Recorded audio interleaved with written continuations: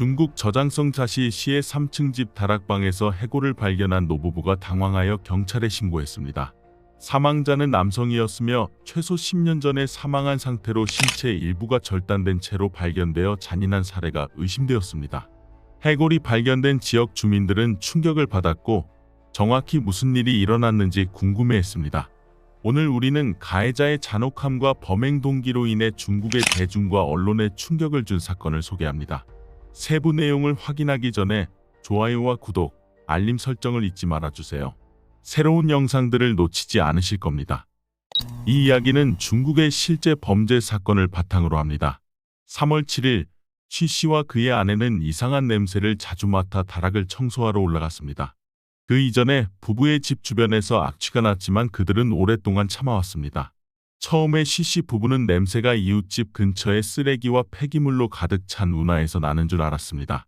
하지만 운하가 보수된 후에도 냄새는 계속되었습니다. 결국 다락을 확인한 후 노부부는 절단된 신체 일부가 포함된 인간의 해골을 발견하고 충격을 받았습니다.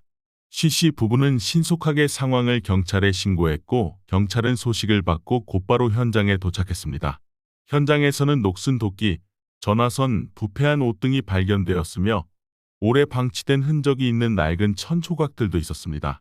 철저한 수색을 하던 경찰은 중요한 단서를 발견했는데 그것은 바로 후젠민이라는 이름이 적힌 명함이 들어있는 지갑이었습니다. 그는 자시시의 한 플라스틱 제조 공장의 부이사였습니다. 이 발견은 쉬씨 부부에게 충격을 주었으며 쉬씨는 즉시 후젠민이 자신의 딸 쉬단의 옛 남자친구라는 것을 떠올렸습니다. 후젠민이 실종된 지 정확히 10년이 되었습니다. 이를 되새기며 쉬씨는 조용히 딸을 생각했습니다. 쉬씨 가족이 항상 신뢰하고 사랑했던 쉬단이 이제는 어두운 비밀에 얽혀있는 사람이 되었습니다. 희생자의 지갑에서 경찰은 후젠민의 신분증도 발견했습니다. 신분증의 정보를 따라 경찰은 후젠민의 아버지에게 연락했습니다. 아들은 소식을 듣고 후젠민의 아버지는 큰 충격을 받으며 눈물을 흘렸습니다. 10년 전 후젠민은 갑자기 가족을 떠나 먼 곳에서 사업을 하고 싶다고 말했습니다. 가족들은 걱정했지만 계속해서 소식을 받았습니다. 그러나 후젠민은 직접 가족에게 소식을 전하지 않았고 연락을 취한 사람은 쉬단이었습니다. 쉬단은 후젠민이 괜찮고 일을 하고 있으며 곧 가족과 연락을 할 것이라고 전했습니다. 후젠민의 아버지는 가족이 아들의 행방을 물을 때마다 쉬단이 항상 애매한 이유만을 제공했다고 눈물로 회상했습니다. 쉬단은 종종 후젠민이 어려움에 직면해 있어서 가족을 걱정시키고 싶지 않아 연락을 하지 않는다고 주장했습니다. 쉬단의 말로 인해 후젠민의 가족은 이 설명을 받아들였지만 많은 의문과 질문을 품고 있었습니다. 수사관들이 더 깊이 파고들자 후젠민의 아버지는 한 번은 쉬단에게 후젠민에게 직접 연락할 수 있는 상세 연락처를 요청했지만 매번 다양한 핑계로 거절당했다고 기억했습니다. 이는 이전에 후젠민의 가족을 의심하게 했지만 그 누구도 후젠민이 불행을 겪었을 가능성을 고려하지 않았습니다. 후젠민의 가족은 그가 단지 독립적으로 경력을 쌓고 싶어 했고 가족에게 부담을 주지 않으려 한다고 믿었습니다. 쉬단이라는 이름은 수사에 초점이 되었습니다. 마지막으로 후젠민을 본 것은 그가 여전히 쉬단과 관계를 맺고 함께 행복하게 지내던 시기였습니다. 후젠민과 쉬단은 서로의 가족에게 서로를 소개했으며 후젠민의 가족은 쉬단에게 매우 만족해했습니다. 쉬단은 온화하고 아름다우며 우아한 여성으로 여겨졌고 남자친구 가족의 눈에 완벽하게 비춰졌습니다. 그러나 후젠민이 실종된 지 한 달 만에 쉬단은 다른 사람과 결혼했으며 마치 후젠민과 깊은 관계가 없었던 것처럼 보였습니다. 쉬단은 자시시 교육국에서 직원으로 근무했으며 결혼 후 남편과 두 자녀와 함께 안정적인 가정생활을 유지했습니다. 모두의 눈에 쉬단은 상냥한 아내이자 자상한 어머니 그리고 성실한 직원이었습니다. 그러나 후젠민으로 추정되는 시신과 현장에서 발견된 이상한 증거는 쉬단이 쌓아온 이미지를 산산이 부숴버렸습니다. 조사에 소환되었을 때 쉬단은 당황한 모습이었습니다. 경찰의 신문에 그녀는 후젠민의 실종에 대해 아무것도 모른다고 주장했습니다. 쉬단은 지인을 통해 후젠민의 실종 소식을 들었다고 주장했지만 그 지인의 이름이나 주소는 제공할 수 없었습니다. 친구들과 가족은 후젠민과 쉬단이 한때 애틋한 커플로 떨어질 수 없을 만큼 친밀했다고 말했습니다. 후젠민은 쉬단을 너무 사랑해서 그녀와 시간을 보내기 위해 경력상의 희생도 받아들였습니다. 그러나 결국 그들 사이에 큰 갈등이 생겼습니다. 후젠민은 결혼을 원했지만 시단은 주저하는 기색을 보였습니다. 많은 사람들은 시단이 다른 남자에게 마음을 두었으며 그 남자와 후젠민의 실종 후 한 달 만에 결혼했다고 추측했습니다. 이를 통해 경찰은 여러 가설을 세우기 시작했습니다. 시단이 후젠민의 실종에 관련이 있을까요? 아니면 지난 10년간 시단이 감춰온 비밀이 있는 걸까요? 후젠민과 시단 사이의 긴장감과 다른 남자에 대한 소문은 경찰이 시단의 사건 관련성을 의심하게 만들었습니다. 시단의 아버지인 시씨는 어려운 상황에 놓이게 되었습니다. 그는 딸이 이러한 끔찍한 사건에 연루될 수 있다는 것을 상상하지 못했습니다. 시씨의 마음속에서 그의 딸은 항상 모든 사람을 배려하는 착한 소녀였습니다. 그러나 사건의 의심스러운 세부 사항들은 시씨로 하여금 자신의 딸을 오해한 것은 아닌지 의문을 품게 했습니다. 후젠민의 실종을 조사하는 초기 단계에서 경찰은 일련의 수상한 세부 사항을 발견하여 후젠민과 시단 사이에 숨겨진 어두운 비밀을 밝혀냈습니다. 경찰은 후젠민의 가족을 철저히 신문하며 그가 떠난 날의 사건들을 점차적으로 조합해 나갔습니다. 10년 전 운명의 저녁에 후젠민은 사촌의 결혼식에 참석했습니다. 그것은 즐거운 자리였지만 그가 마지막으로 목격된 순간이기도 했습니다. 결혼식 후 후젠민은 집에 돌아오지 않았고 그의 가족은 큰 걱정을 하기 시작했습니다. 후젠민의 아버지 후 씨는 즉시 이상한 낌새를 느꼈습니다. 후 씨는 아들에게 수십 개의 호출 메시지를 보냈지만 돌아오는 답변은 없었습니다. 다음 날 아침 후 씨는 아들의 친구들로부터 후젠민이 결혼식 후 여자친구 시단의 집에 갔다는 소식을 들었습니다. 걱정에 사로잡힌 후 씨는 아들의 실종에 대해 묻기 위해 시단의 집을 찾았습니다. 후젠민의 아버지를 만난 자리에서 시단은 전날 밤 그녀와 남자친구가 큰 싸움을 했다고 말했습니다. 싸움 후 화가 난 후젠민은 집을 나갔고 시단은 피곤하고 혼란스러운 상태로 남겨졌다고 설명했습니다. 후 씨는 시단의 집을 떠나며 불안한 마음을 안고 있었습니다. 마음을 진정시키려 했지만 그녀의 답변은 그를 안심시키지 못했습니다. 약 1시간 후 뜻밖의 시단이 후 씨에게 전화하여 후젠민이 그녀에게 연락해 6000위안을 빌려 도시를 떠나 새로운 삶을 시작하겠다고 했다고 전했습니다. 시단은 후젠민과 은행에서 만나 돈을 전달하기로 했다고 후 씨에게 말했습니다. 후 씨의 불안은 절정에 달했습니다. 아들의 무모한 결정을 막기 위해 즉시 차를 렌트하고 7명의 친척을 불러 은행으로 향하여 후젠민을 찾아 설득하려 했습니다. 그들이 은행에 도착했을 때 후 씨는 시단만 서 있는 것을 보았습니다. 시단은 후젠민이 돈을 받아 떠났고 돈을 벌 때까지 돌아오지 않겠다고 했다고 말했습니다. 이러한 말은 후 씨와 동행한 사람들을 더욱 불안하게 만들었고 그들은 즉시 기차와 버스 정류장으로 흩어져 후젠민을 찾으려 했습니다. 그러나 모든 노력은 헛되었고 후젠민은 흔적도 없이 사라졌습니다. 그의 가족은 충격과 슬픔에 빠졌습니다. 시간이 지나고 1년, 2년, 결국 10년이 흘렀습니다. 후 씨 부부는 실종된 아들의 기억이 가득한 집에 남아 그가 돌아올 날을 기다렸습니다. 그들은 수없이 가족과 친구들에게 부탁하여 후젠민을 찾으려 했지만 모든 노력이 헛수고였습니다. 그러던 중 다락방에서 후젠민으로 추정되는 시신이 발견되면서 가족에게 고통스러운 기억이 되살아났습니다. 경찰은 정확성을 기하기 위해 후젠민의 부모와 시신 간의 DNA 검사를 진행했습니다. 결과는 일치했습니다. 다락방에 불운한 남성은 바로 후젠민이었습니다. 이 사실은 후 씨의 가족을 절망에 빠뜨렸습니다. 10년을 기다린 끝에 아들이 살해되었으며 범인은 다름 아닌 시단이라는 끔찍한 진실을 알게 되었습니다. 조사에 소환된 시단은 처음에는 침착함을 유지하려 했으나 강도 높은 신문 끝에 진실을 영원히 숨길 수는 없었습니다. 몇 시간에 걸친 신문 후 시단은 마침내 고개를 숙이며 후젠민을 살해했다고 자백했습니다. 그 순간부터 그들의 관계에서 가장 어두운 면이 서서히 드러나기 시작했습니다. 후젠민과 시단은 과거에 무슨 일을 겪었기에 시단이 남자친구를 살해하기로 결심하게 된 걸까요? 알고 보니 후젠민과 시단 사이에는 한때 열정적이지만 또한 복잡하고 격동적인 사랑이 존재했습니다. 1980년대 시단과 후젠민은 아직 중학생이었고 중학교에서 좋은 관계를 유지하며 많은 공통 관심사를 공유했습니다. 중학교 졸업 후에도 후젠민과 시단은 연락을 계속 유지했습니다. 1990년 후젠민이 군복무를 위해 떠날 때 시단은 그를 배웅했습니다. 시단과 후젠민의 가족은 이 모든 것을 지켜보며 그들을 연인으로 여기며 안심했습니다. 이후 시단은 대학을 졸업했고 후젠민은 군복무를 마친 뒤 둘 다 다시 시에서 일을 시작했습니다. 그때 후젠민은 군복무로 인해 키가 크고 단단한 체격을 지닌 잘생기고 온화한 성격의 남성으로 성장했고, 시다는 날씬하고 상냥한 젊은 여성이 되었습니다. 재회 후 후젠민과 시다는 더 자주 만나기 시작했고 곧 서로에 대한 애정을 키워갔습니다. 시다는 후젠민을 깊이 좋아했으며 후젠민은 그녀를 잘 이해해 주었습니다. 양가 가족도 그들의 관계를 전적으로 지지했습니다. 후젠민은 잘생기고 야망이 있으며 어떤 남자보다도 시단을 잘 대해 주었기 때문에 둘은 함께 행복한 나날을 보냈습니다. 그러나 몇 년이 지나면서 시단은 점점 더 불안해지기 시작했습니다. 그녀의 동창들은 모두 좋은 배우자를 만나 행복한 결혼 생활을 하고 있었습니다. 그 당시 후젠민이 시단을 잘 대해 주었지만 그의 경력에는 진전이 보이지 않았습니다. 시단은 후젠민과 결혼하면 자녀를 어떻게 양육하고 지원할 수 있을지 고민하기 시작했습니다.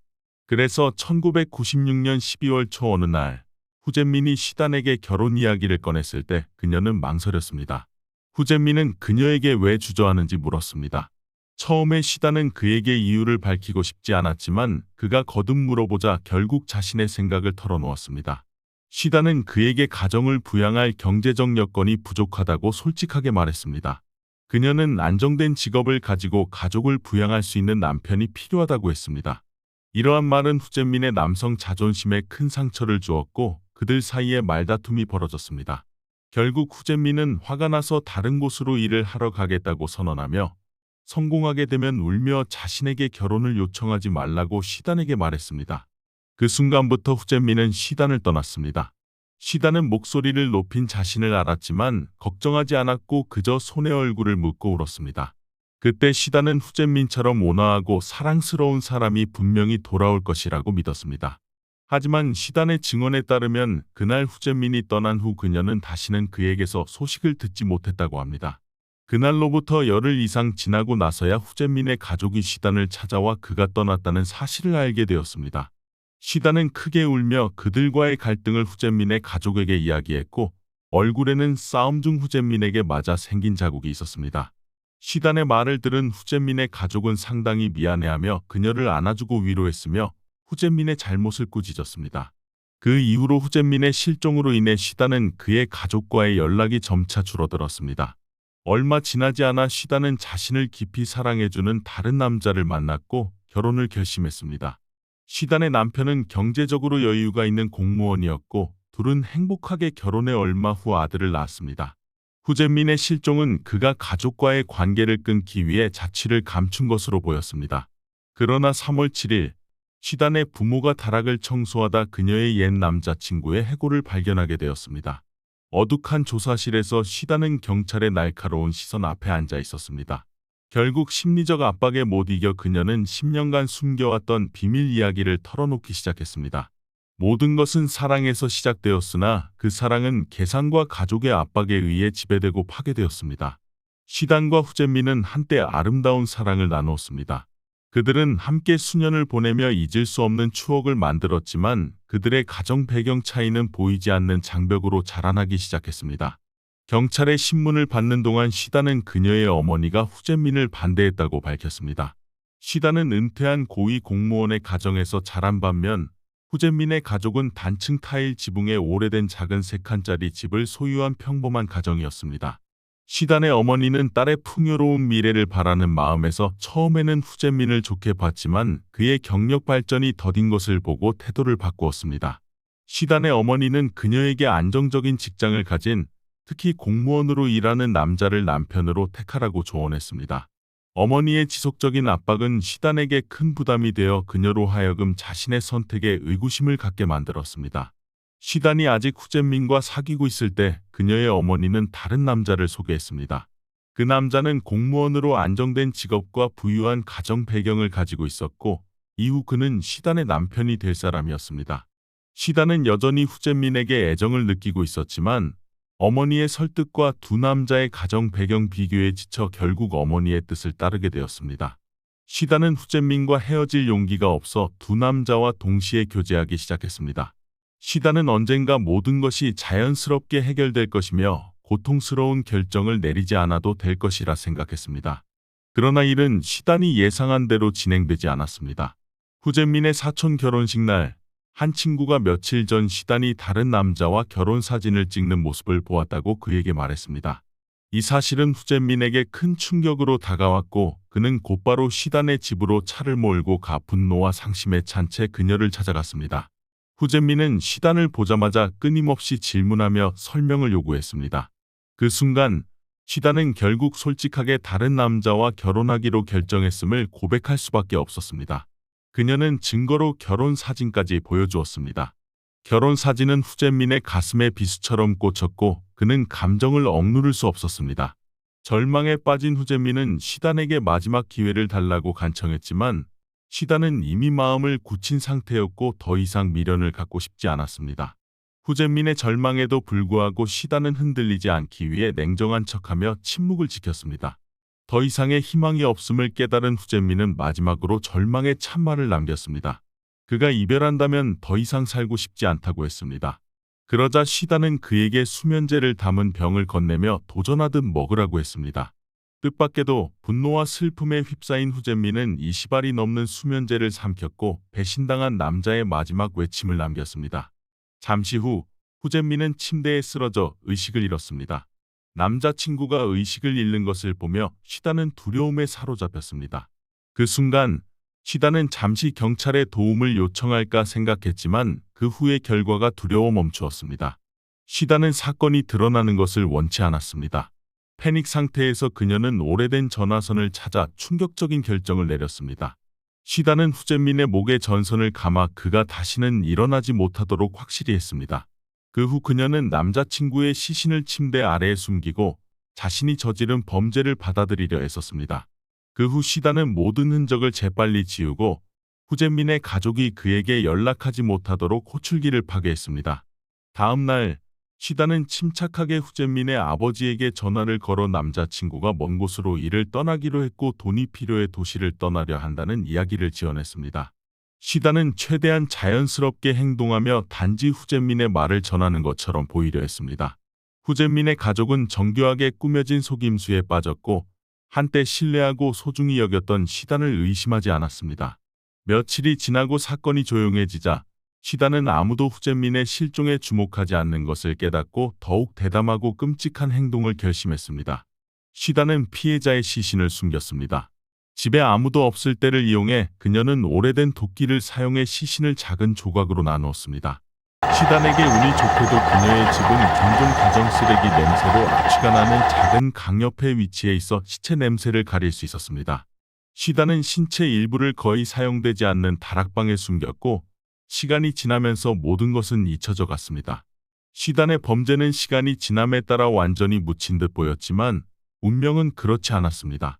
후재민의 시신이 발견되면서 두려운 비밀이 서서히 드러났습니다. 성공적인 여성, 다정한 아내, 헌신적인 어머니의 겉모습 뒤에는 냉혈한 살인자가 있었습니다. 이 진실은 시단의 가족과 친구들에게 충격을 주었으며 그들이 알고 있던 온화하고 존경받던 여성이 잔혹한 마음을 품고 있다는 사실을 믿을 수 없었습니다. 시단은 고개를 숙이고 자백했지만 이 사건의 공포는 관계자들의 기억에서 결코 사라지지 않을 것입니다. 5월 26일 링보 고등법원은 피고인 시단을 사전계획 살인 혐의로 공식 기소했습니다. 6월 6일 시단은 살인 혐의로 재판을 받았습니다. 그러나 법정에서 그녀는 혐의를 철회하고 후재민을 살해한 적이 없다고 부인했습니다.